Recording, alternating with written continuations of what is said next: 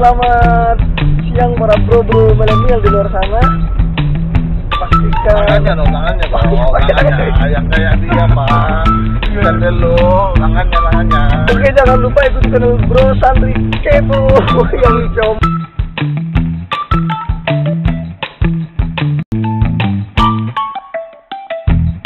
Clickers dimanapun Anda berada, bersama saya kembali Bos Anto dalam program Bos Anto Show. Kali ini saya akan mewawancarai satu orang santri jebolan pondok pesantren yang terkemuka di Indonesia. Nah, sudah lama malang melintang di Batam. Ilmu yang didapatnya selama dia menuntut di pondok pesantren digunakannya di Batam untuk mengajar, memberikan tausiah, memberikan pencerahan bagi masyarakat di kota Batam ini. Nah, yang lebih serunya lagi, saat ini dia sedang serius dalam channel YouTube-nya Bro Santri Kepo, ya. Bagaimana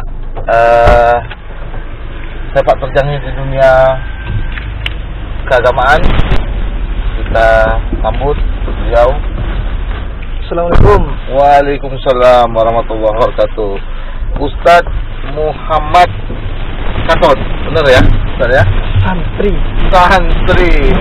bukan Ustadz. pakai kacamata ya? Pakai kacamata, boleh. Oh ya, lagi satu, pakai ikat pinggang keledah, kata orang Malaysia, biar kita terhindar dari bahaya. Ustaz, sehat ya pagi ini ya, Ustaz ya? Alhamdulillah. Panggil Bro Santri aja, panggil Bro Santri. Bro Santri saya. Saya selalu lupa. Jadi memang penyakit saya lupa gitu. Nah, Bro Santri sudah berapa lama berada di Batam? Sudah kurang lebih 8 tahun. 8 tahun sudah di Batam. Sebelumnya di mana, Bro? Sebelumnya di Jawa. Di Jawa. Jawanya di mana tuh? Di Jawa Timur. Jawa Timur. Mondok. Iya, mondok. Habis mondok bantu-bantu orang tua. Habis mondok bantu-bantu orang tua. Iya. Bantu ngapain? Ya, bantu-bantu tani lah yang di Jawa. Habis itu merantau itu. Merantau ke Batam. Merantau ke Batam. Cari nafas. Dulu mondoknya di pondok mana? Dulu mondok di Banyu Putih Kidul, Jatiroto, Lumajang. Banyu Putih. Banyu Putih Kidul. Itu pondok modern atau pondok tradisional? Pondok salaf, pondok tradisional lah. Bukan pondok modern. Berapa tahun di pondok? Kurang lebih 3 tahun. Habis itu belajar ngaji kepada almarhum K. Hanan Probolinggo. Belajar ngaji? Iya, belajar ngaji lagi, belajar ya, tentang kehidupan lah kalau K. Hanan itu. Cara bermasyarakat yang baik gimana? Batam dalam program cari kerja, atau dalam program mengembangkan ilmu, atau dalam program membuka pondok pesantren cabang dari Banyu Putih. Ke Batam pastinya untuk mencari nafkah yang untuk kita pengen membahagiakan kedua orang tua, jadi cari kerja ke Batam. Sebenarnya cita-citanya pengen jadi ustadz waktu itu, hanya karena keadaan ekonomi keluarga, ibu sakit, wafat, jadi nggak sampai jadi ustadz. Tapi tetap harapan saya dari dulu cita-cita ingin jadi manfaat buat orang lain. Jadi walaupun kerja tetap aktif di kegiatan-kegiatan keagamaan. Seperti itu. Jadi belum sempat jadi ustadz? Belum, karena untuk jadi ustadz itu harus 9 tahun. Kalau di pesantren itu. Setelah 9 tahun kita mondok, sanawiyah, kita boleh jadi guru tugas. Setelah jadi guru tugas itulah nanti akan dipanggil ustadz oleh kiai gitu. Kiai sendiri yang memberikan itu. Nah, saat ini kesibukan Bro apa sekarang? Saat ini kerja, sibukannya kerja, dan juga bikin channel YouTube Bro Santri Kepo itulah. Nah, itu dia. Saya sudah lihat beberapa video yang Bro buat di channel YouTube Bro Santri Kepo.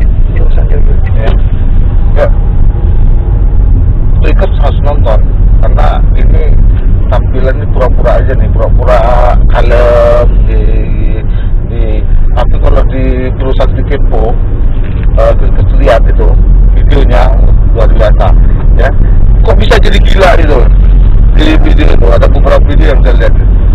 Ya memang itu bagian dari untuk kita memperkenalkan Bro Santri Kepo itu ya, karena memang kita lebih banyak condong ke anak-anak muda, gimana caranya mereka itu sambil nonton YouTube tapi pengen ada kesan senang buka channel di Bro Santri Kepo, jadi kita harus ya masuk ke condong ke anak-anak milenial dengan cara seperti itu. Banyak juga teman-teman yang komen juga kenapa harus pakai gue malah balik kampung. Cuma ya itu tadi kembali lagi ini bagian dari dunia entertain, gimana caranya kita memperkenalkan teman-teman asik namanya representatif itu. Ada teman-teman yang komen, gila lo, semenjak di Batam udah tertular lo virus kota itu. Ada nggak? Ya ada pastinya lah yang komen kok udah sehat tuh waras apa gimana ngomongnya gitu, karena mungkin agak kok tiba-tiba masuk ke YouTube gitu ya, karena memang pada hakikatnya saya pengennya itu teman-teman dan orang-orang tuh tahu banyak tentang dunia pondok pesantren. Dan mungkin kalau orang-orang kiai-kiai, para guru-guru kita itu kan mereka menulis kitab, menulis banyak buku tentang ilmu agama, dan saya tak bisa seperti itu karena posisi saya bukan orang alim, saya posisi cuma seorang santri yang seperti itu. Maka dari itu saya pengen bikin suatu channel YouTube yang bermanfaat buat orang banyak, untuk dunia pesantren khususnya. Waktu pertama kali berubah penampilan ya, dari yang nggak kalah apa, gimana perasaan bro? Ya pastinya nggak pede, karena posisinya emang nggak terbiasa depan kamera seperti itu. Cuman kembali lagi, saya harus seperti ini gitu. Kalau udah masuk ke dunia entertain ya harus seperti ini. Dan seorang santri harus bisa, nggak harus cuman tahu tentang keagamaan, tapi juga bisa untuk dunia apa saja lah. Yang penting tidak keluar dari koridor agama, tidak keluar dari rel-rel agama yang dilarang oleh agama. Nah, coba dicontohin minimal sih gaya bro biar teman-teman. Oke, selamat siang para bro-bro milenial di luar sana. Pastikan tangannya yang kayak dia pak. Bukan dulu, tangannya. Oke, jangan lupa ikuti channel Bro Santri Kepo yang comel, yang caem, like and share ya, agar tahu banyak tentang dunia pondok pesantren. Sudah berapa video yang bro? Sekarang baru 10 video dan lagi OTW ada beberapa dari pondok pesantren yang akan kita share nanti di YouTube. Jadi isinya pondok pesantren masjid atau ada yang lain? Ada yang lain. Enggak cuma, intinya dunia kebanyakan tentang agama pastinya. Tapi enggak semua, mungkin 80% nanti dunia pesantren. Tapi juga kita pergi jalan-jalan, juga kita masukkan ke situ agar sahabat-sahabat anak-anak milenial juga tahu bahwasannya kita diberikan oleh Allah fasilitas mata ini bisa kita untuk pergunakan untuk melihat kebesaran Allah, tempat-tempat yang bagus. Tapi pastinya jangan bawa pacar seperti itu, nggak boleh pacaran, bawa keluarganya, tak boleh bawa pacar. Apa namanya? Kalau bro lihat nih pesantren saat ini, orang tak boleh ini nama pesantren yang tempat bro menimba ilmu, apa perbedaan antara pesantren? Mungkin kalau yang beberapa pondok pesantren yang saya kunjungi dibanding oleh pondok pesantren yang di sebenarnya pada dasarnya bagus semuanya bagus. Cuman bedanya dengan pondok pesantren yang salah pondok pesantren yang sudah tua-tua itu adab itu.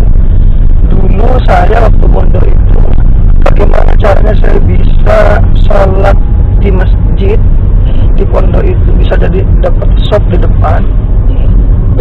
Berebut itu salah satu pastinya pengen sholat di shop pertama lah. Tapi yang ada yang kami harapkan itu sejadah itu bisa diinjak oleh kiai. kebahagiaan lain gitu ketika sejadah itu saja diinjak oleh kiai. Dan yang kedua, ketika kita melihat 20 meter jauh di sana di depan kita ada kiai gitu, itu jangankan memandang wajahnya,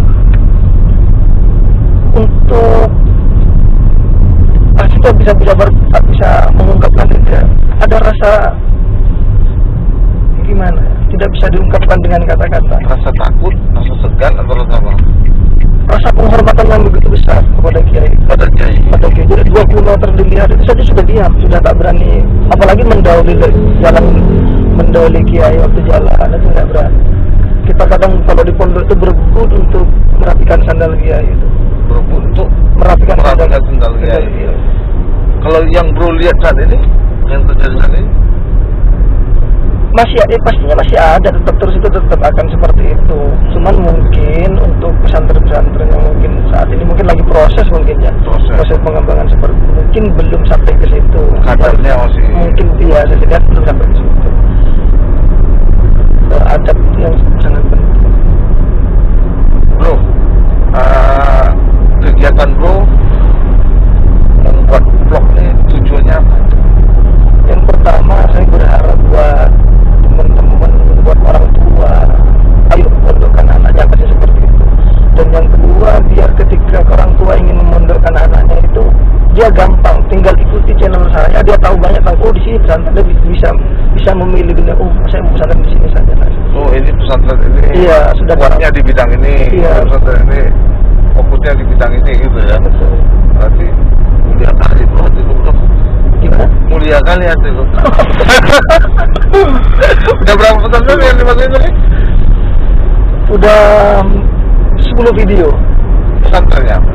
Pesantren dari kurang lebih ada Sirul Alaiyah, pesantren ada Al-Badariyah, An-Nikmah, UIC Batam, apa? UIC Batam, ada pesantren Bali Songo, pesantren Darul Falah. Iya. Pesantren seperti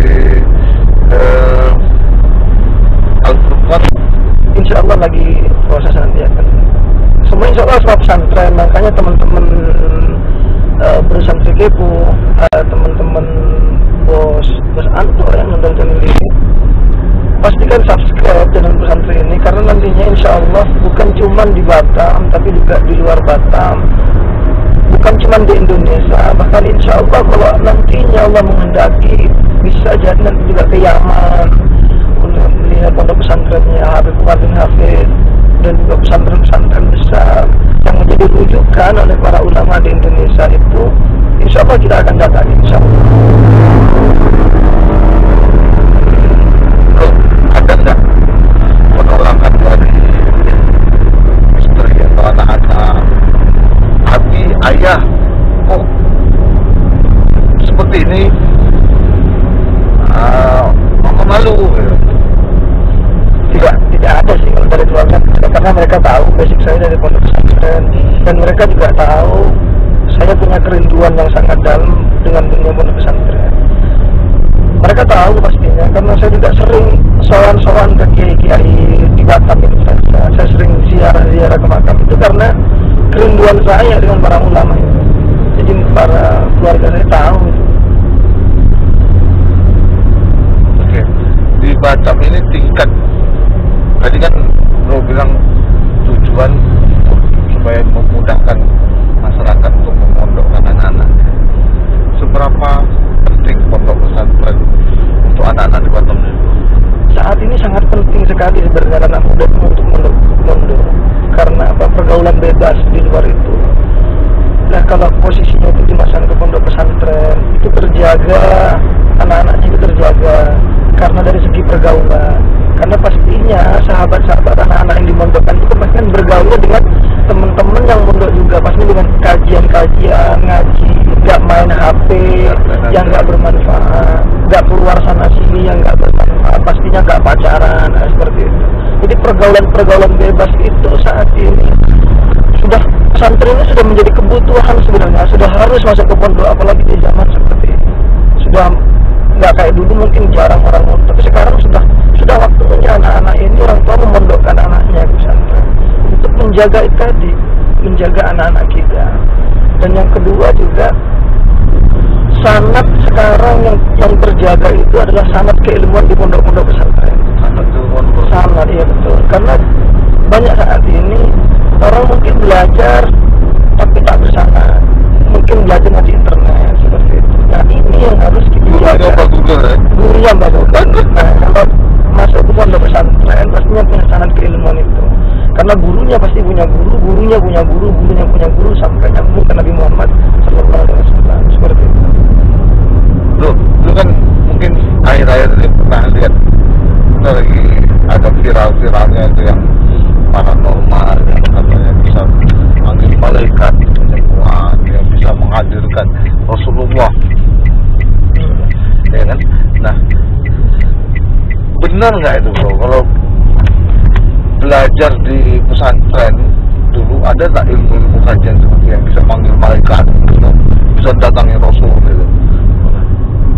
Kalau untuk paranormalnya saya tidak begitu mengikuti ya, channel-channel seperti itu saya tidak mengikuti. Hanya saja memang kalau di dunia pesantren, di dunia Islam itu juga ada kajian-kajian seperti tasawuf, torikoh seperti itu.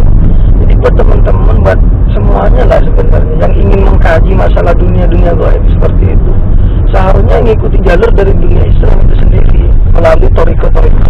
Saat ini torikoh di dunia itu dipegang di Indonesia, yang megang ketuanya yaitu Habib Lutfi bin Yahya. Beliau menjadi ketua torikoh di dunia, yang ditunjuk menjadi ketua torikoh. Jadi